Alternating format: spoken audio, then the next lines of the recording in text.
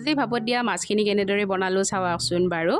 গেছত পেন এখন বহাই লৈ এচামুচ তেল দি গোটা জিৰা কেইটামান দি দিলোঁ। সৰু সৰুকৈ কাটি লোৱা দুটা পিঁয়াজ, থেতেলিয়াই লোৱা আদা নহৰু এচামুচ আৰু কেইটামান কেঁচা জলকীয়া দি এইখিনি অকণমান ফ্ৰাই কৰি ল'ম।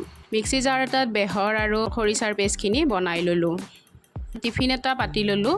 ইয়াত মই ফ্ৰাই কৰি লোৱা পিঁয়াজখিনি দি দিম। তাৰ ওপৰত মই নিমখ আৰু হালধি লোৱা মাছখিনি দি দিলোঁ। তাৰ ওপৰত পেষ্টখিনি মই এনেদৰে দি দিলোঁ।